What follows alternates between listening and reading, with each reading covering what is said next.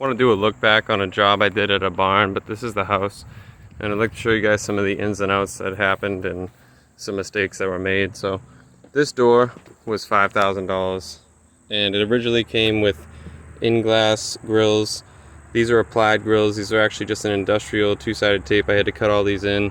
It also came with raindrop glass, so believe it or not, I cut all the way around this entire thing and went to a glass company so that that could be replaced. Same with this. I had to apply these grills with, 4 miters. Everything still looks tight, so that's awesome. It's been about 2 years. I did all the trim with the crown and the header and everything, all the flashing, all these windows, fascias, soffits, corner boards, etc. The process of cutting all these out was about a 2-hour process because it was a very hard material, and I can say that I would not have wanted to use any other multi-tool than my tried and true DeWalt. You'd be surprised what had to be done to get this out. Sounds like a long time, but that's because it was, and for a $5,000 door when you're trying to replace the glass, it's well worth it. We did these bay windows about 4 years ago, and something that I've changed in my operation is all I did under here was add 1-inch insulation and a piece of plywood. As you can see, what I do now is I build that down at least a full 2x4, if not a 2x6, and I insulate everything, and then I add some corbels. These are fine. They're actually reinforced in the top where there's a wire that comes from here all the way up, goes back and hooks into the header. But aesthetically you can add corbels, but more importantly, make sure you insulate the bottom of your bay windows, because I will never do what I did here again. That wasn't proper of me, and you guys can learn from my mistakes. These here are called linear soffit vents. I think they look the best. They're more difficult to install, but if you have to do them, I'd say go with those. In this barn, I did a lot of the windows, the doors, and the siding as well. Very fun job. In this barn, I did these windows about 5 years ago. They slide so that the horses can stick their head out. I did these doors probably 1.5 years ago, as well as the interior door. It started as a triple door, but that would have been expensive to replace, so we just got some off-the-shelf French doors, and we decided to add a little extra detail to everything. I think it looks alright. Finished off the interior with a similar detail. It was originally going to be stained to match the existing trim, but that didn't happen. This was about 2 years ago. Did all these windows as well as this door. There was a window here, so cut the foundation, installed this door, cut out some of the fascia so that the taller horses could come through. It's a pretty heavy door because it's all PT, but it slides nicely. How you doing, bud? Side of the wall is about 230 feet of just horse stalls. So we did all the windows, fascias, soffits, interior, exterior. And with this T111, something I recommend is when it's going to be close to the ground, I actually back primed this with a caulking so that it wouldn't flake up.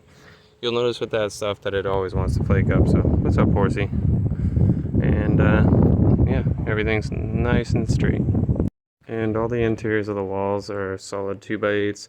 The 2x4 verticals are so that the horses don't kick the walls over into each other's stall. You'd be surprised how strong they are, and they really do like to eat anything they can get their hands on. So this is all chewed away, but they're good kids. What's up? In this barn I did all these windows as well. They're all Tapcon and nicely set into the concrete. Here's where my buddy got bit in the back of the leg by a German Shepherd. There is where I saw a German Shepherd break the neck of a hen and really piss off a rooster. Right here is where I watched the rooster really slice up the back of a guy's leg where he thought that the rooster was his friend because he was feeding him and stuff, but after that dog killed his hen, he was not a good rooster. Here is where we had to shoot the rooster because we can't have a rooster attacking women who are just here to try to ride horses. Right here is where I cut the rooster's head off, strung him up, defeathered him, and we ended up eating him, but I can say that mature roosters are way too tough to eat. This farm was a really great place to work, and it helped form me as a carpenter. I had to overcome a lot of different obstacles, but I was always exposed to really good animals as well. These stalls were full when I worked here, and it was a lot of fun to work around horses, but something to note is that you can't leave them alone. They have good friends, and they don't like to be alone, or else they'll start running around, bucking around, kicking these things off the fences. they're cool animals.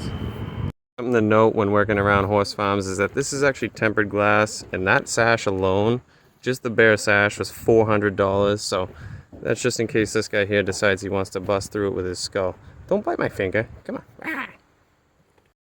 We replaced these interior doors, and they're 9 feet tall, so we just did 3 different sections of plywood that were 3 feet wide each. That's 3/4 CDX. We also added this ledger.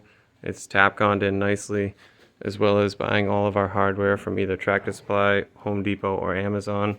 The hardware can be fairly expensive, but if you need it in a pinch, you go to Tractor Supply. If you have time to wait, go to Home Depot or Amazon. What's up, Carlos? We replaced all these interior doors, and we raised up these ledgers compared to the old ones because they went from pony stalls to full-size horse stalls, and that was well worth doing because it opened the door to get a little bit more rent because stallions and full-grown female horses are more expensive to store than just a pony. Built this scoreboard structure so that the scorers would stay out of the sun, and I want to show you guys a huge mistake that I made when building this particular window gate, if you will. Now, you always want to make sure that this is designed so that when it pushes down on this side, it's deflecting down to here. So if it's going this way, then it's liable to sag.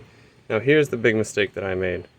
Obviously, I should have used some sort of PL premium on these joints. PT is liable to obviously separate in general, but look at this. That's really bad. So in the future, when I do it again, instead of screwing through this side and only having about 5/8 of grab on my screws, I'm going to screw through the other side. Wanted to show you guys that because it's a good perspective on how much PT really moves and how much it shrinks. It's a very volatile material. You know, they say you should wait 6 months to a year or at least a full transition of seasons before you paint it. So make sure you don't make the same mistake that I made on this. This has been about, I would say, 3 years, but that's unacceptable, and I'm going to fix that.